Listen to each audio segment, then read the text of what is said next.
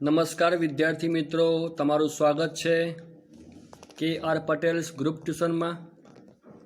ધોરણ 8 થી 12 કોમર્સના ક્લાસીસ, જેમાં આપણે ધોરણ 12માં વાણિજ્ય વ્યવસ્થાનો અભ્યાસ કરવાનો છે. અને આજથી આપણે પ્રકરણ 4 શરૂ કરવા જઈ રહ્યા છે, વ્યવસ્થા તંત્ર.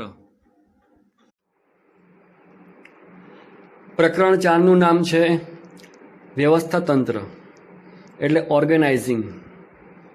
તમે આગળ જુઓ કે જે આપણે શીખ્યા સંચાલનના કાર્યો, તેમાં બીજું હતું ઓ, એ હતું આપણું ઓર્ગેનાઇઝિંગ, વ્યવસ્થા તંત્ર. પોસ્ટ કોર્પમાં પહેલું પી હતું, એ આપણે પ્રકરણ 3માં શીખ્યા. અને હવે પ્રકરણ 4માં ઓ આવે છે. એનું બીજું નામ પ્રબંધ પણ કહી શકાય છે. તો પહેલાં આપણે સામાન્ય અર્થ જોઈએ કે આ શબ્દ એનો અર્થ શું થાય છે, વ્યવસ્થા તંત્રનો અર્થ. તો સમાન ધ્યેય સિદ્ધ કરવા પ્રવૃત્ત થયેલી વ્યક્તિઓ. પ્રવૃત્ત એટલે કે જે વ્યક્તિઓ પ્રવૃત્તિ કરવા એકઠી થઈ છે, એક્ટિવ, જે કામ કરવા એકઠા થયા છે.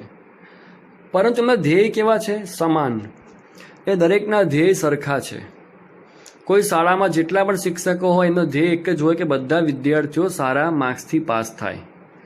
જેટલા પણ કર્મચારી કંપનીમાં કામ કરતા હોય એમનો ઉદ્દેશ એક જ હોય કે કંપનીનો નફો વધે અને જોડે એમનો પગાર પણ વધે. તો એમનો ધ્યેય બધાનો કેવો હોય છે? સરખો હોય છે. એટલે લખ્યું છે સમાન ધ્યેય સિદ્ધ કરવા પ્રવૃત્ત થયેલી વ્યક્તિઓ, એટલે આ બધી વ્યક્તિઓ એક જ ધ્યેયને સિદ્ધ કરવા માટે એકઠા થયા છે.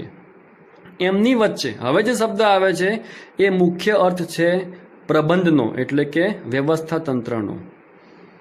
સમાન ધ્યેય સિદ્ધ કરવા પ્રવૃત્ત થયેલી વ્યક્તિઓ વચ્ચે સત્તા અને જવાબદારીની વહેંચણી. આ શબ્દો તમે આગળ સાંભળ્યો હતો, સત્તા અને જવાબદારી. અને મેં તમને આગળ પણ કહ્યું હતું કે આપણે હજુ ભવિષ્યમાં આગલા પ્રકરણમાં આનો અભ્યાસ કરવાનો છે. તો સત્તા અને જવાબદારી એ બંને શું છે એ તમને હું આગળ જે પ્રશ્ન આવશે આ ચેપ્ટરમાં આવશે ત્યારે વિસ્તૃત ચર્ચા કરીશું. સત્તા એટલે ટૂંકમાં કહીએ તો પાવર, અને જવાબદારી એ તો આપ જાણો છો કે આ તમારી જવાબદારી કામ કરવાની, આ તમને સોંપ્યું, આ તમારી જવાબદારી, એ રીતે. તો સમાન ધ્યેય સિદ્ધ કરવા પ્રવૃત્ત થયેલી વ્યક્તિઓ વચ્ચે સત્તા અને જવાબદારીની વહેંચણી કરતું માળખું એટલે વ્યવસ્થા તંત્ર. શોર્ટમાં આ વ્યાખ્યાની વાત કરીએ તો કંપનીમાં કયું કામ કોને કરવાનું છે એ નક્કી કરવું. જેમ શાળામાં જુઓ તમે કે સેવક ભાઈ બહેન એટલે કે પટાવાળા ભાઈ બહેનનું કામ નક્કી હોય, જે ક્લાર્ક હોય એમનું કામ નક્કી હોય, જે તે વિષયના શિક્ષકો હોય એ જે તે વિષયના શિક્ષકો કયા ધોરણમાં કયો લેક્ચર લેવા જશે એ નક્કી હોય, પ્રિન્સિપલનું કામ નક્કી હોય. આમ દરેકે દરેકનું કામ નક્કી હોય છે. એમ કંપનીમાં પણ તમે જુઓ, આપણે શીખ્યા ત્રણ માળખા છે એના, ઉચ્ચ, મધ્ય અને તળ સપાટી. એમાં જેટલા પણ અધિકારીઓ કામ કરે છે એ બધાનું કામ નક્કી છે. આપણું શરીર પણ જોઈ લો, આપણું શરીર પણ એક વ્યવસ્થા તંત્રનું જ ઉદાહરણ છે કે દરેક અંગનું એક અલગ કામ છે. વસ્તુ પકડવા માટે હાથ જોઈએ, ચાલવા માટે પગ જોઈએ, બોલવા માટે જીભ જોઈએ, સાંભળવા માટે કાન જોઈએ. આ દરેકનું કામ વહેંચાયું છે. પણ એમનો બોસ છે મગજ. એ મગજ બધા ઉપર કંટ્રોલ રાખે છે કે કયું કામ કોને ક્યાં કરાવવું એ નક્કી મગજ કરે છે. એટલે આ અર્થ છે.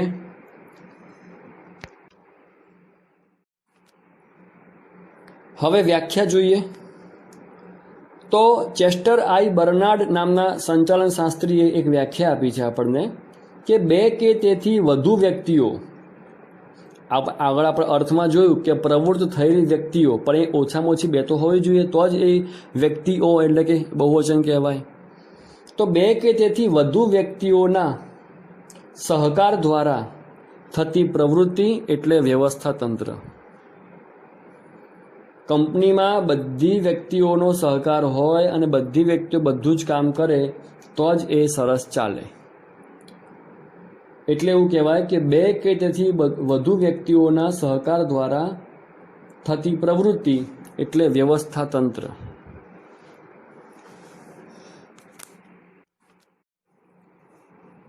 હવે જોઈએ લાક્ષણિકતાઓ.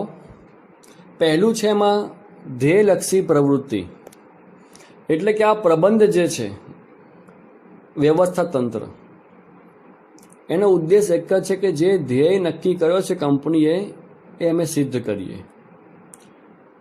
તો એ સીધી વસ્તુ છે કે કોઈ પણ કંપનીના કર્મચારી હોય કે તમે પોતે જ કેમ ના હો, તમે હાલ જે પ્રવૃત્તિ કરી રહ્યા છો અભ્યાસની, એ શા માટે છે કે તમે જે ધ્યેય નક્કી કર્યો છે, જે ટકા લાવવા તમારે છે એ સિદ્ધ થાય. એમ દરેક કર્મચારીનું જે પણ કાર્ય હોય, પછી આયોજન હોય કે વ્યવસ્થા તંત્ર હોય, એનો ઉદ્દેશ શું હોય કે અમારો જે કંપનીનો ધ્યેય છે એ સિદ્ધ થાય.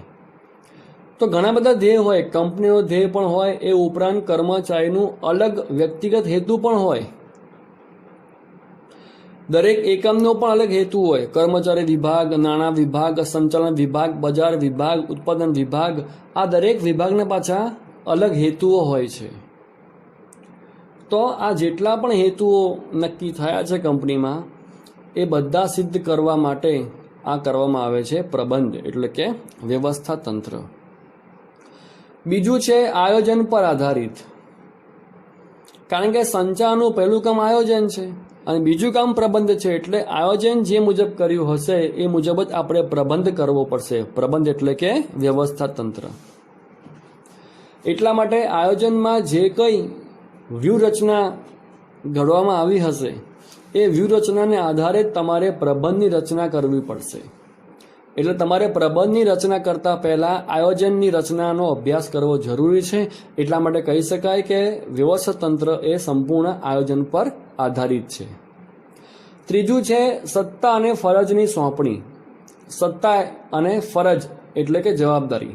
ફરજ કહો કે જવાબદારી કહો, બંને સરખું છે. તમે કોઈ પણ અધિકારીને કોઈ પણ સત્તા કે ફરજ સોંપો છો તો એ શું છે? તો મેં તમને આગળ વાત કરી અર્થમાં કે સત્તા અને જવાબદારી વિશે આગળ ભણીશું. તો તમે કોઈ પણ વ્યક્તિને કોઈ પણ કામ સોંપો છો એને કહેવાય ફરજ, જવાબદારી. પણ તમારે સાથે સાથે સત્તા પણ આપવી જોઈએ. ઉદાહરણ તરીકે એક નાનું ઉદાહરણ લઈએ આપણે. માની લો કે ચેનલનું કામકાજ બધે ચાલે છે. અત્યારે ક્યાંય ડીશ ટીવી નથી જે હતું પહેલાં એ મુજબ, કે ચેનલ બધાના ઘરે વાયર નાખે અને દર મહિને તમારે એને પૈસા આપવાના અને એ જે કંઈ ચેનલ બતાવે એ તમારે જોવાની. બહુ પહેલાં આવી વ્યવસ્થા હતી, બહુ પહેલાં. હજુ પણ અમુક જગ્યાએ છે, પણ હવે ત્યાં જીટીપીએલના ડીશ આવી ગયા છે, પણ આ વાત છે પહેલાંની. હવે એક વ્યક્તિ પાસે સમજો કે 10 થી 12 સોસાયટીમાં એનું કામકાજ ચાલતું હોય, તો એ બધાના ઘરેથી પૈસા ઉઘરાવવા જાય એ શક્ય નથી. કારણ કે એક ધક્કે કોઈ પૈસા આપી દેવું ત્યાં જરૂરી છે. એટલે એકને ઘરે 2-3 ધક્કા ખાવા પડે. તો એવો સમય ના હોય તો એ વ્યક્તિ એક માણસ સોંપશે કે ભાઈ પૈસા ઉઘરાવવાની, એટલે કે બિલ ઉઘરાવવાની જવાબદારી તારી. તો એ વ્યક્તિએ જે તે સોસાયટીનું કામકાજ કોઈ વ્યક્તિને સોંપ્યું, એને કહેવાશે જવાબદારી સોંપવી. હવે માની લો કે એ વ્યક્તિ કોકના ઘરે ગયો કે 1 મહિનો થઈ ગયો છે, અમને બિલ આપો, એના પૈસા આપો. તો એ ભાઈ એમ કહ્યું ભાઈ આજ નહીં, કાલે આવજો, આજે મારે સાંજે પગાર થવાનો છે ઓફિસમાં. એ ભાઈ કાલે જોયો ફરીથી કે હજુ બેંક પાછી નથી ઉપાડે, મેં ડાયરેક્ટ બેંકમાં જમા થયા છે, તમે કામ કરો સોમવાર આવજો, ચાલો સોમવારે આપી દો. એ ભાઈ સોમવારે જાય. આમ રોજ નવા સરસ સરસ બહાના, તારીખ પે તારીખ, તારીખ પે તારીખ આપે જ જાય. અને પછી મેઇન બોસ પૂછે ભાઈ તું પૈસા ઉઘરાઈ આવ્યો? ઓલો કે હું સાહેબ 3-4 વાર જઈ આવ્યો, પણ નવા વાત મને સાંભળવા મળે, હજુ પૈસા આપ્યા નથી.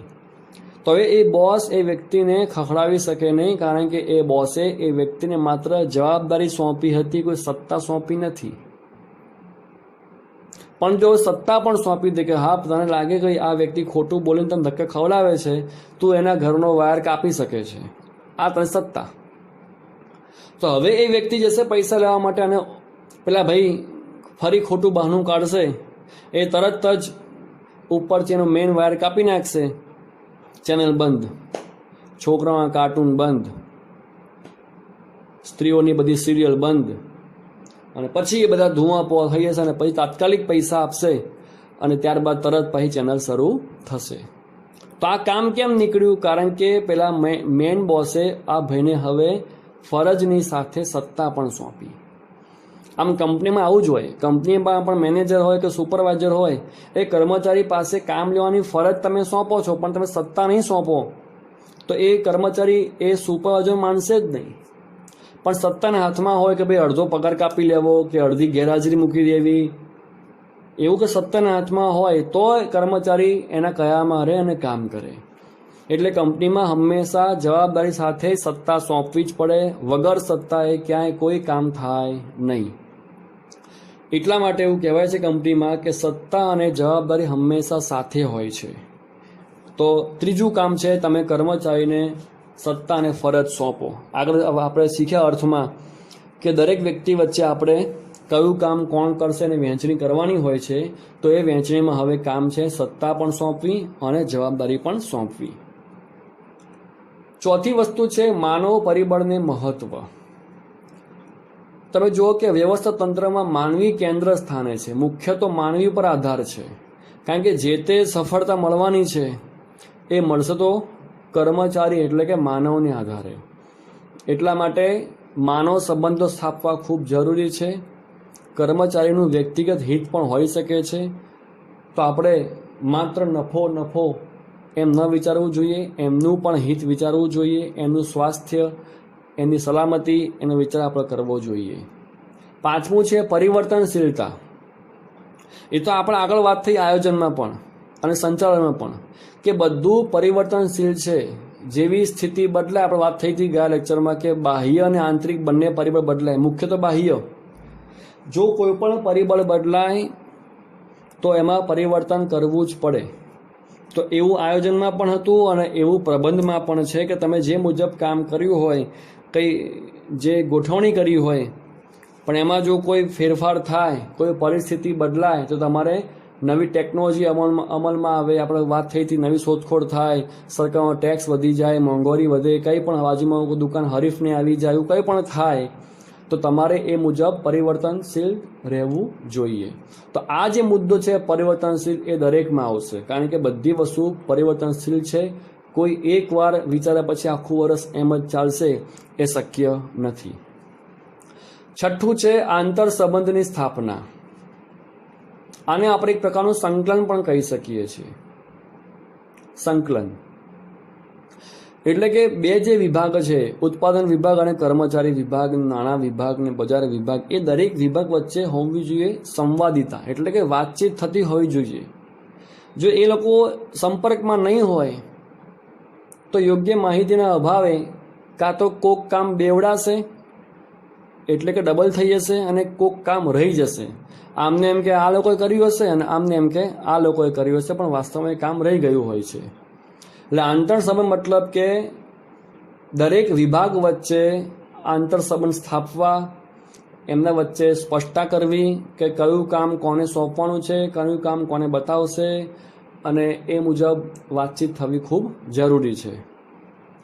સાતમું છે દેખરેખ અને અંકુશ.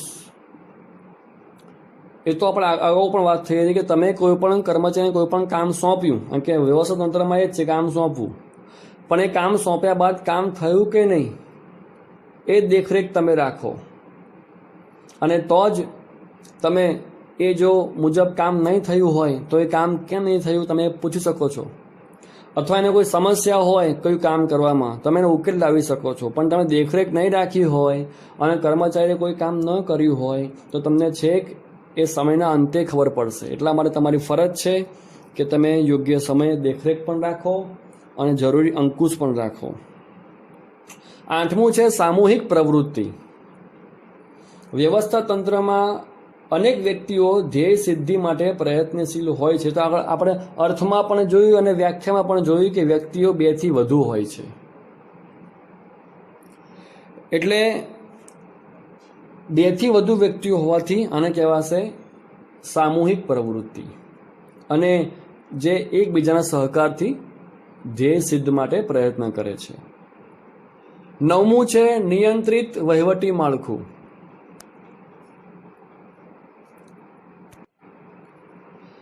દરેક વિભાગ વચ્ચેનું સંકલન, એમની ફરજો એ જે કંઈ સોંપાઈ હોય છે એ નિયંત્રિત હોય છે, એટલે એમની ઉપર એક પ્રકારનું અંકુશ હોય છે.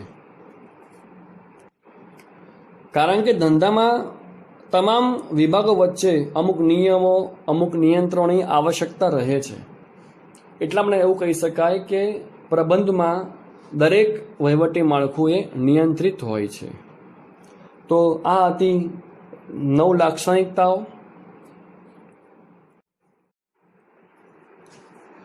હવે જોઈએ આપણે પ્રક્રિયાના તબક્કા, એટલે કે આ પ્રબંધ જે છે ઓર્ગેનાઇઝિંગ, એની પ્રક્રિયા હોય એ કયા સ્ટેપમાં હોય છે. અને આપણે અગાઉ વાત થઈ છે કે પ્રક્રિયા હંમેશા ક્રમમાં આવવી જરૂરી છે. તો આ જે મુદ્દાઓ છે તમે ક્રમમાં યાદ રાખશો. પહેલો મુદ્દો છે હેતુઓની સ્પષ્ટતા. તમે જો દરેકમાં પહેલો હેતુ આવે છે, કારણ કે માણસે શું કરવાનું છે એ નક્કી હોય તો પછી એ કામ કેવી રીતે કરવાનું એ નક્કી થઈ શકે. એટલે આયોજન હોય કે પ્રબંધ હોય કે આગળ કંઈ પણ શીખીશું આપણે, એ દરેકમાં પહેલું એ આવશે કે તમારો હેતુ સ્પષ્ટ છે કે કેમ. તો જે કંપનીનો મુખ્ય હેતુ હોય એ ઉપરાંત બીજા મેં કહ્યું એમ ગૌણ હેતુઓ હોય, કર્મચારી હિતનો પણ હેતુ હોય, દરેક વિભાગનો અલગ હેતુ હોય. તો દરેકનો હેતુ સ્પષ્ટ હોવો જરૂરી છે. તો પહેલું કામ છે કે દરેક વિભાગનો હેતુ સ્પષ્ટ કરો અને કર્મચારીને એ મુજબ કામ સોંપો. બીજી વસ્તુ છે કાર્યોની યાદી. જેટલા પણ કાર્ય કરવાના હોય એ બધા કાર્યો, એટલે આપણે જે મુજબ વ્યવસ્થા તંત્ર ઊભું કરવું છે એના માટે કયા કયા કામ કરવા પડશે એની યાદી તૈયાર કરો. પછી એ યાદીમાં કોઈ ઇમ્પોર્ટન્ટ કામ બાકી ન રહી જાય અને કોઈ કામ ડબલ વખત ના આવી જાય એ તમે ખાસ ધ્યાન રાખો. એ યાદી તૈયાર થઈ ગયા પછી ફરીથી એકવાર વિચારણા કરો કે આમાંથી કયું કામ અયોગ્ય છે અને કયું કામ કરવા લાયક છે. તો આ રીતે જેટલા પણ કાર્યો કરવાના હોય એની એક યાદી તૈયાર કરો. આ છે આપણું બીજું પગથિયું. ત્રીજું છે કાર્યોનું વિભાગીકરણ. જેટલા પણ કામ આપણે નક્કી કર્યા છે, જે યાદી બનાવી છે, તેમાં જે સરખા કાર્યો હોય એ બધાને અલગ કરો. આપણે શીખ્યા 11 કોમર્સમાં માહિતીનું એકત્રીકરણ અને પછી એનું વર્ગીકરણ. યાદ છે દાખલા હતા કોષ્ટકવાળા ચેપ્ટર 2માં, ધોરણ 11, 12, છોકરો છોકરી, પાસ નપાસ, એ રીતે આપણે બધું એક કોષ્ટકમાં લખતા હતા. તો અહીંયા પણ એ મુજબ જે તે સમાન કાર્યો હોય એ અલગ અલગ જૂથમાં વહેંચી દો. પછી દરેક વિભાગ વાઇઝ એ કામની સોંપણી કરો. ઉત્પાદન વિભાગ, ખરીદ વિભાગ, વેચાણ વિભાગ, વહીવટી વિભાગ, હિસાબી વિભાગ, જાહેરાત વિભાગ, એ જેટલા પણ વિભાગ હોય એ વિભાગ કરો અને એ મુજબ એને કામ સોંપો. દાખલા તરીકે કોઈ વિસ્તાર હોય, એમાં બહુ મોટો વિસ્તાર હોય તો પૂર્વ વિસ્તાર, પશ્ચિમ, ઉત્તર, દક્ષિણ, એ જે તે આપણે વહેંચણી કરીને એ દરેકનો આપણે અલગ અધિકારી નિમી દેવાનો. તે મુજબ એ અધિકારી એના વિસ્તારનું કામ કરી જશે. પછી એના વિસ્તારમાં એને જાહેરાત કરવાની હોય, ઘરે એ માલ પહોંચતો કરવાનો હોય કે દુકાનમાં વેચવાનો હોય કે ક્યાંય બેનર્સ લગાવવાના હોય, એ જે તે કાર્યો હોય એ તે વિભાગના અધિકારીને સોંપી દેવાનું છે. આમ આપણે જેટલા પણ કાર્યો તૈયાર કર્યા છે એ મુજબ વિભાગ બનાવો અને એ વિભાગમાં અધિકારીઓને એ કામની સોંપણી કરી દો. ચોથું છે વિભાગીય હોદ્દા અને લાયકાત નક્કી કરવી. દરેક વિભાગ હોય, હવે એ વિભાગમાં ઉચ્ચ અધિકારી કોણ, નિમ્ન અધિકારી કોણ, સુપરવાઇઝર કોણ, કારણ કે દરેક વિભાગમાં એક અધિકારી રાખવો પડશે. આપણે દરેક વિભાગમાં અધિકારી પણ હોય, કર્મચારી પણ હોય, બોસ પણ હોય, નોકર પણ હોય. તો જે તે વિભાગમાં આપણે કયો કર્મચારી કોના હાથ નીચે કામ કરશે અથવા કયા અધિકારી નીચે કેટલા માણસો કામ કરવાના છે, એ બધું સ્થાન જે છે એ નક્કી કરવું. તો આપણે આ તબક્કામાં જે તે વિભાગના અધિકારીઓને અને કર્મચારીઓને એમની સ્થિતિ દર્શાવીશું અને એની લાયકાત નક્કી કરીશું. પાંચમું છે સત્તા અને ફરજની સોંપણી. એ આપણે આગળ વાત થઈ ગઈ છે વિસ્તૃતમાં, એ જ લખવાની છે કે જે તે અધિકારીને આપણે જે તે કામ સોંપીએ છીએ, કામની સોંપણી કરીએ છીએ, એ પ્રકારની જવાબદારી સોંપી કહેવાય, ફરજ સોંપી કહેવાય. અને એ ફરજ એ નિભાવી શકે એના માટે એને સત્તા આપવી જોઈએ, તો જ એ વ્યવસ્થિત કામ કરી શકશે. એટલે એવું કહેવાય કે સત્તા અને જવાબદારી એક સિક્કાની બે બાજુ છે. છઠ્ઠું છે આંતર સંબંધની સ્થાપના કરવી. જે તે વિભાગ છે એ વિભાગો વચ્ચે પણ એક આંતર સંબંધ હોવો જરૂરી છે. કેન્દ્રીકરણ, વિકેન્દ્રીકરણ.